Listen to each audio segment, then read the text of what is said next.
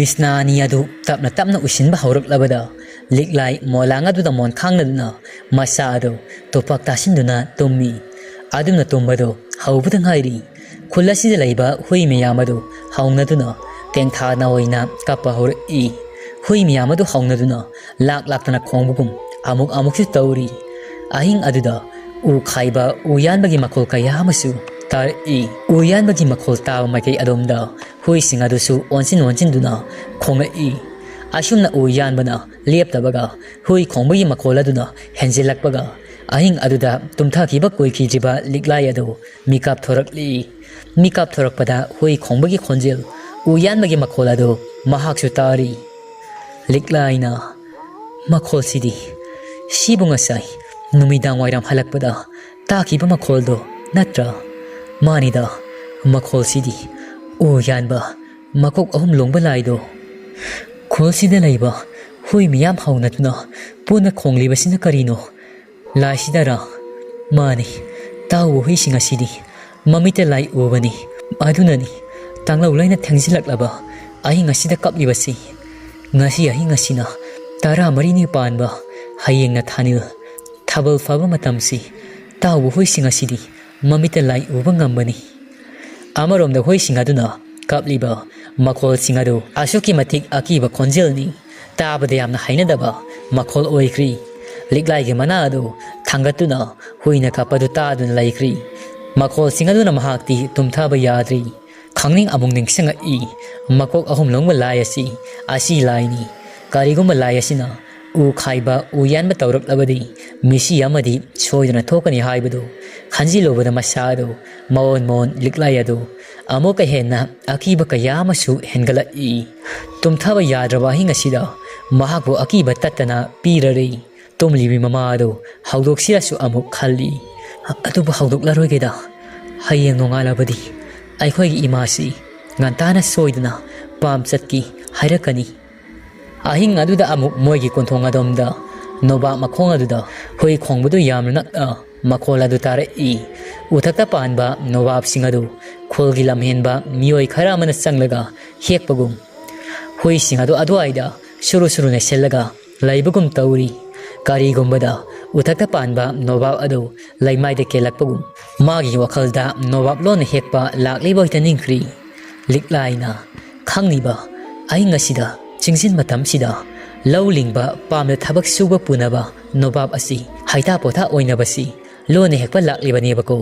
khangni liklai iti khangangi mapu takta lona nobab heki thaurang ka su sari asi hairega liklai adu makutta usan maira samlaga thongi porola sat mapal thora I adumna liklai adu afing afai oi mapal tholakpada nobab makhong aduda mi ama fauba hek laiba uramdi nobab ama ani laimaida taduna laibadu mahakse uri uthaktana nobab sing adu tektha koi palibani makuta mainam adu pai nobab makhong adu tamna sanga I liklai lakpa ubada nobab makhongda onsinduna khonglamba tawbu hoi singadu loina mak hantok nakri adu liklai di nobab ki mayaina masada karimata nasingluba tawda makuta mainam adu pai nobab makhong aduda sangsila I liklaina ama ani ahum asum haidana mathang makut aduna masing thidora I nobab singadu liklaina aina thiriba masingadu sabsana adumak leiramdi amatasu chenadi puna nobab tara taret I tara manga man uthakta tektha koi palibasi ani amana leimaida kenuna leiri aisu yai hai ahinga sida lona thopna nobab hekpa mi laklaboi ningluri as panglira singlira khangbana teda hui singa sina lai ama hek yawi ahoiba nuksi setana madom kenjaba oiramni si nobabsi asi hareduna nobab makhongdudagi thore I hakam wawa chanba makai tumsit phadabagi tingli yangning I konthong sai adu lon rahaiduna amukta yengsinge khan liklai adu thore I yum adusu khungi matai oyapna lairibani khungi khunjiladuga su yamna lapnadri makuta maina madu pai konthong lon rahaiduna yengba sanglakpada mamaidu hek khunjin adomda yengthok luri khungi santhong asauba mapa leibadugui nakalda hauriba saukraba sana khongnangdugi mathakta makok ahum panba ashi lai adu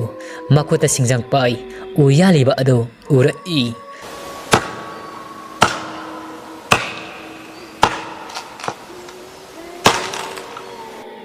Tara marini panba thajigi fajakraba menglaba thabalgi mangala duda khongnangdugi makha akoibaduda khuladuda leiba tawu hoisingadu lai adu yenglaga onsinduna hikne hekna kapcharibadu tengthana oina adubu lai adudi uyan baliapanati yali haijabatani u adugi usha amadadi laimaide kilakti liklai tara marini panba thajigi fajabadu magi mafamdadi menglaba sumat yai puraba thamoibu nauthokhanba ngamba thabal mangal adu oidri liklai makuta pairiba maina maduga masa adu nikpana loikri konthong mapa aduda sab leptuna lei lepkhai leplaga amuktang laijabi thaduna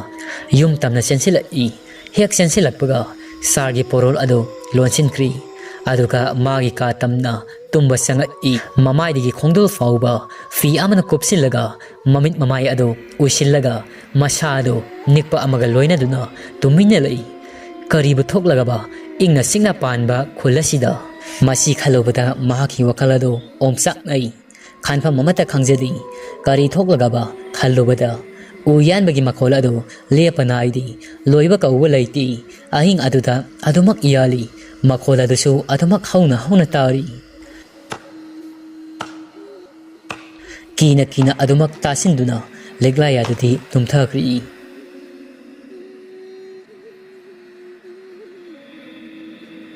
korau hanbana anobuma pau puduna nongpok singsang kaidagi loiroi khingarakli Thabaton ngantana hogatuna imungi kupnom suri aduga tara saksu loiri hauksa maduda sak adu sayom saraga hapsinkri horin thabak subu warak laba matamda sana bahaiduna masanu pigina tongana fazina khai Thabaton masanu pi haudoki haiduna sanga I adubu masanu pi aduna ningaidana tumbada uraga tumjarasanu khanduna haudok pidri thaba thong adunga silamlaga pamda khuladuda leiba nipa khara amaga haunaduna singjel matam oibana thabak suba satkri mama na chakrab matung liklai adu mikap thora I liklai adu thonga silaga leiramadu ubada mahaksu khangjari mama di pamda satkri haibadu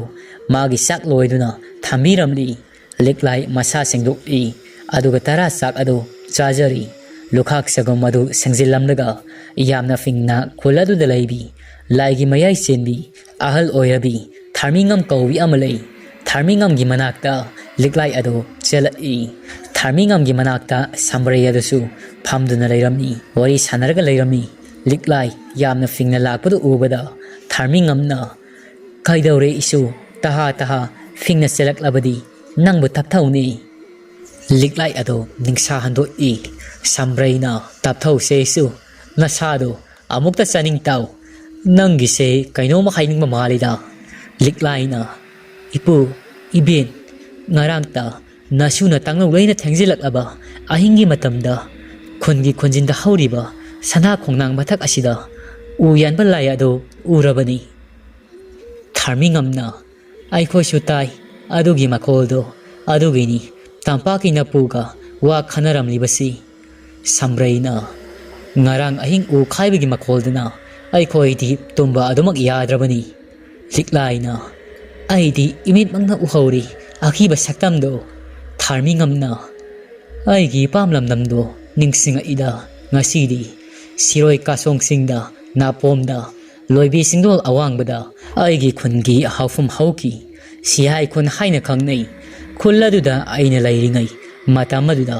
ngarangi asigumba akiba makolado taki matamado aina laisamapung pharakpa matamni uyankiba makolado tabadugi numit taretni matung aigi sihai khulladu misi mina thoki adubu aina madu kanki sambraina adudi ngarangi makholasina sayolamagi matung fataba thangdo khara amadi thoglakadra adubu aina tabada nangdi khwaidigi matik mayai senmi nupini nang natana kana laiti sambraina adumna haibado tharming amadudi tumina tai tharming amdi pu wainu jamsam adu thai sambraina amuk makha tarai ibena naha oiringai yot asabna khawriya madi charama pasida amubalai ahumna punsigi oina mai itlaga asaba yot amana hakhiba mamiyasi asamba mami amadi natti nungsit laibak nungsa ahungi itin famni hayuna takpani masina haining libadi ibendi nongdol atia laibak tasu sangna kaba ngami takpani matik miyai senbi iben nangna lairingai laijang phai khulasibu awa ana tagadra tharmi ngamna tamgi pu nangsu asamani panati sahidi miyai selak labasu nangi hai singba laimi thaubana maram oi miyamni ipu khaina kaungaribani nang amasu isauk chauna khulasida lairaga khulasi awa ana tagadra sambrai tharmingamgi pakumaduda tumina laiba haitraduna phak phak no thura e sambraina aidi khulasida sahi taret khuntak pahang tak tagi lanje naraktuna laikhibani tampak lamdamda mideng thamdraba langja phai khulasida aigiti pongna fam lamdamni asi haine khanjaribani adumakti oye hairaga khulasida awa ana tagadaba misi mina thokadabasi nangi nateng natrabadi aina ngamloini iben tharmingamna aidi ahalsu yamna oiri isasu soli adubu aisu aigi khulasi kaningi nangi nateng adu aina pangani ye sambraina asumna yanarabadi nungairi liklaina amuk hari ipu iben anina amatu oiba phirep lawbasi nungai sambraina hari isu liklai kanamatada laithau tindau tawgani lai khoirangmani haibasi yadiko ai khoina kholasida lai khoirangbadoribasi tanglau leya thangzilatlaba ahingi matamda khaktani wafam masida khulakpaga tharaga ai khoi mari khaktani khangnagadabasi atai na kongani suba yadiko mine he khangkhibada khoirangbadaba layasi mahai yaloiko liklai na mohai hoipu ai na kongani suanjaroi adoipu lai khoirambasigi matangda mi khanganba yadi haibasi kari maram laibagino sambraina kona haigi nangna matang sabada nangsu nathau tawjaruro liklaina hoipu asi hairam laga liklai ado chatkri tharmingangwa sambraiga ani ado kamdau sigi lai khoiramasida kari masang sangba haiduna numit asimagi ayuk maktada khulakpa kauna wata nai adubu angakpani ngarang ahing u khaibagi makhol tabasi khulasida laiba khunja ayamadi amata tadi khulakpa masa phauba khangjeramdi singjil matam oibana mi ayamadi thabuk wana sunarubana numidang hek oibaga masa ado pop tai aduna su oiramba tai khulakpadi u khaiba lai adugi lai khoiramni tabada masa ado akiba kayamasu phaujai thaudok asi amaromda yamna tangba thaudok amani numidang oiram singlambi halakpada thengna apik tauthinglaga tharaga taribasi yamdi aduwa athengba ahinga sida akiba fangna taribadi makhoi ahum khaktani sambrai liklai tharmingam ayuk aduda tawgadaba mayamadu khanaba loiri numit asimagi nungthilni kholaduda laiba angang mayamadu lona ahal lamalna pamyan ba satkringai khara mangau thiba lamhenba angang kharama khuladudagi laptakna singna pomayada kekoo lotpi sanai puna angang makhoi taret singya aduda kekoo lotpi sanaribado angang taret adugi manungda singna mangli maga sanaminaba angang taruk aduna lotkhiba taruk ado mana kekoo fongadabani adumna kekoo lotpi sanaringai nungaina singna mamanaba singaduda phongnaba koithi thiringai wa ngakta hoba asongba marak amada masak khangdabani pa masa amana lepaga laibado urai angang adu tumina wa makhongduda lepi sing nupa masadu ubada wa makhong adu tamna sangsila aduga shumna hari nang kanara nupa masadu Chingsingna hairibadu sungkum khumdi. Singsingna nangdi kaidigi lakpano. Aikhoi khulgi angang mandi. Atopo khulgi angang mali. Nasil palibadu khumba kaidaugi. Sak sanaba khaknati. Pakhum piguni tumina laiganuni. Angang nupa masadu singsingi wadu tabada leplambadagi mamai adom makharomda olaga wa hauba asukpa lambi adomda satpa hawi. Chingsingdo saungningi magi mataududa nupa masa si karaidigi lakpano khangdadi khangligi matagum angang adugi tung inarai singsing adu. Angang adu singsingna inarakle haiba khangbadagi tapna salamadagi hena kankhatkri. Angang adu satpa lepti singsing su khongthang kana thangduna tanara wana nakal haithaba lambi masada satpana phaniamdi sangri makhoi anina laklibado mamanaba atayaduna kekoo lotlawbado madi loina makaukri phaniamna lakna hauri mamanaba sing laihori haibi wakalga loina makaukrabani singsing angang nupa masadugi khongol lirakpada angang nupa masadu khangaudana wa ngakta hoba marak adugi mayai oirap leiba amanba yum amagi manungda sensinkri. Angang aduna hek sensinki baga singsing adusu adumak angang adugi matung inaduna sensinki. Singsing na amanba yum adugi manungda hek sensinki baga yum adugi thong adu adumak mathanta lonsin jakri. Ashomdana kamdauri kekoo lotpi sanauba angang taruk adu singsing na kekoo fongak trabaduda makhoi masama sama thanta makhoi na lotlibadudagi thoksera kekoo fongba ngamdrabai khan numisu tasilakadauri matamadu angang taruk aduna koikau kaui singsing adu adubu hoi mai kari mata khumlagdri angang taruk aduna makhoiga sananingdraduna singsing adu saugduna mathanta yumda salamladra madi amna sauganmani ashumna khanjai. Nahan muksu puna sanaram laga tumina hairam taklamdana mayumda satlaga lairamba adu ashomdana mangkri haiduna koiti tinaraga. Angang sing adu numita silakpana singya adudagi khulyauna balai. Singsing halaklabra haiduna hanglui tauthingla adu singsingi machini tauthingla na kaino chingsing di ngasai nakhoiga puna sanamina badaini chathibadaini. Angang taruk ado pakat pa hauri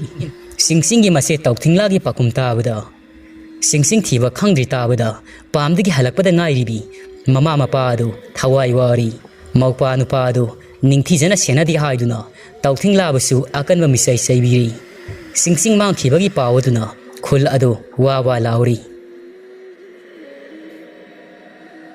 ahing dudagi nonganba fawba thibada singsing de fangba kawba laikhidri khunja khara mana angang si sa kaina soidena machinjak oiramlagani asi haina haiba fawba yauri masa kaina maisakna singsingi mama mapa adu angaubi haibado oiri noina aigi sa piyo karaidano aigi sa nupa tomado singsingdo aigi isa sa kaigi machinjak natti noina kapadu uraga khunja makaisu kapchai noi angaubi amagum masa kaina maisakna wakhal soiba haurakli noi bo khunja mayam changduna themjai ngasi laimi thaukraba anina thibada fangdriba sige maramdi angang mangkhiba chinga sige mafamasi khanna singjing kawi singa sidagi turel athenbi haurakfam oi asida sunatana chingna pomasi tenmu laimogi makol oibata natana hingsabi makol su oiribani Fijang amana udanaba hingsawi singasina taibang miwoibana khangdanaba khanduna thami haiduna su khana sing kauribani mitrang haibi hingsabi sina khanbasing oibana laimi thauba ani aduna mitrangi lai ong thaklibasi uba fanglamdi haina nonganba fawba thibada angang adu thiba fangdri mathangi numitki ayuk adusu asumna amuk nongma amuk kanaraga angang mangbagi sak manaba thaudok amamuk thoi amagi mathangda ama handak mangliba angang asi sak manana thiba khangidri nongma amamuk kalaga angang amamuk mangi fagi dagi khulasida angang mangbagi thaudok mari di suri asumna toina khungang asida angang mangbagi thaudok adu thorak labasida khuladu da laiba angang amatta ayuk nungthilda fauba mapal thokhan khidri angang mangbagi wahauna khulak padusu kok sari masa kaina raba mama mapa kayagi mikap miraw kholtana khul adu pungni ninkri angang mangbagi thiba hotnaringai uyan ba lai adugi laithau tinthau adu tawdri numit adi nongma nongmagi housing khibana sarang khoirang naringai numit tarik ni di hendokri laithau tinthau adu matam heli tawwa tarabasu madugi kanabadi ifang fanglaroi laimi thawwa ani adusu sathina nungai jadi angang sing adugi khongol liba fangdabada liglai na khanjai uyan ba lai aduna singjang paiduna u hek yan ba numit ki hek nongan badagi kholla sida thokwa ningdaba thawdo ka yama thoklibasi masigi marudi fongdok tane hek mati fongba lai asina maram oiragani awa ana pumba sigi haurak famasi asigi khalobada liglai ado nungai jadi sayol amagi matungni khul adugi mahok sagi punsida amuk khunja sing ado hanjilakli sudanom da yadabana magi sanaba sinfam low singobaga mari lainaba sing tamak pangtho i umangda sing sanba satpa haira thaba satanba i fanba asina singba magi mathau suba satpa haunari umangduda sing sanba satpa yauri foizing amadi lakpin aniya do haunaduna angang mangkhibagi nungaitabadu wari sa aduna khutta singjang amampai uyan ba singsan ba lai moina uyan ba lakliba singsana pomasi yaipui zilong singsana pomni foizing na hairi i itaw khangdreda angang singadugi khanbada nungaiteda lakpina hoini itaw angang faba lairaba zatla foizing na angang faba mi lairamasu yai lakpina itaw asi wari si sanaroi sida thawai nungaiti adugi saru uyan ba loiraga ngantana yum hanaba tawrasi foizing na hoi taw adu itaw singsana pomasigi makharam thangbasi u asauba mayamam su haubani adom do onya chalasi lakpina hoi yai taw ani adu uyan ba lakli singsana pomadugi makharam thangba saruk aduda leptana sum lakpana sing adugi makha thangba una marang kaina hauba umang adu yaurakli foizing na aina haiduni dei taw phajadra mafam asida hauriba u mayamasi apa mabama khallaga yanba yaragani lakpina hoinge taw mafam asida hauriba u sing asidi tala pamel na sum bangaktani ani adu wari sanana makhoini yanbada nungaigadaba u adu khallaga yanba hauri ani adu adumna u yalingai makhoini yaliba umangdugi manung adumaktada atopa u yanbagi makholamasu taba hauri singjangna kok loiba naidraba makhol kayama ani adu mitka yengnai lakpina itaw umangsigi manung asida u yalibasi aikhoi ani khakta nataba malida atopa masu laiba mali foizing na hoini itaw aikhoi ani nataba amasu laiba malida adu mafam asida lairibasi kanano aikhoi ani laktringaida hana mamangda yauraktuna laiba zata lakpena soidana oirangmani itaw mamangda laktuna lairamba oigani foizing na adubu kana oirangbadra aikhoi khulsida uyan ba lakpadi aikhoi ani khaktanini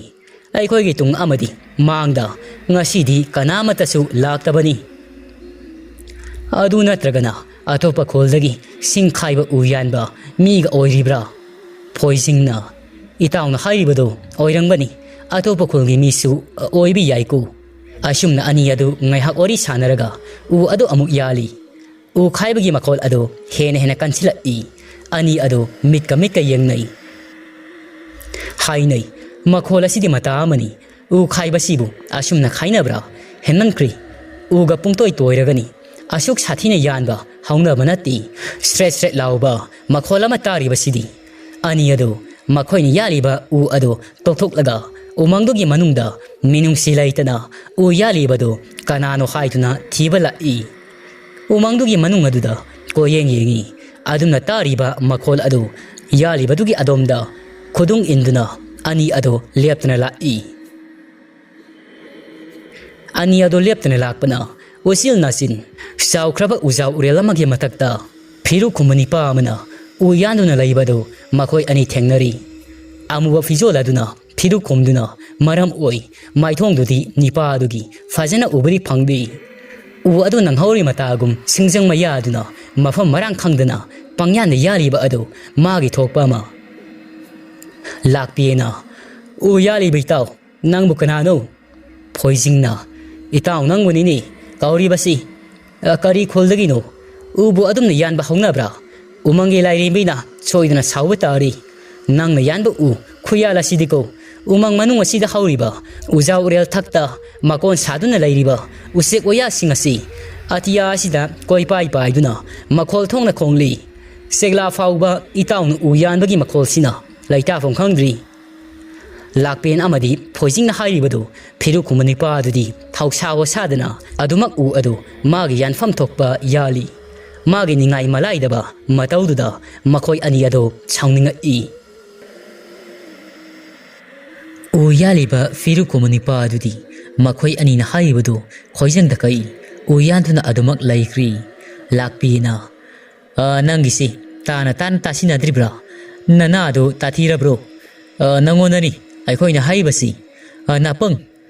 उदुबु अदुमना कनाना यानबा हौनगी फोइजिंगना इताव फजना हायु साउनिंगबा लैरबसु मी असिना अमुक नुंगाइखिरोय लाकपीना माथोंग मरम खंगदबा मी असिबु मंगोनबु करी नुंगाइतबा लैरमदोइनो असुमना अनि अदो वा ngangnaringay फिरु खुमनी पादो ममाय अदो फटलाउना ओंथोरई makok ahum longba singjang paiba lai ado oiramli makuda paiba singjang aduna lakpen tamna uthak adudagi langthara i singjang aduna lakpen gi mangak samgi tangtam mapa aduda yankri koka masaga do tokai takri makok ahum panba lai adugi makutta lakpen ado thawai thari Poising maong duda ngakpa pakatpa thukatpa phauri masadu nikpana asiba mataugi makoka masaga duda yengduna lei makok ahum panba laya duda amuk munna yengduna mihul thawun sokiri masadu yangkokta sing khaibugum khairingai akhaba laya dugi miding aduna saungna sadu kai mami taruk aduna sangdoklaga yengakpa duda poising ado lepna nung onkri nunga saba mitam ama haibado mitna koppada oiri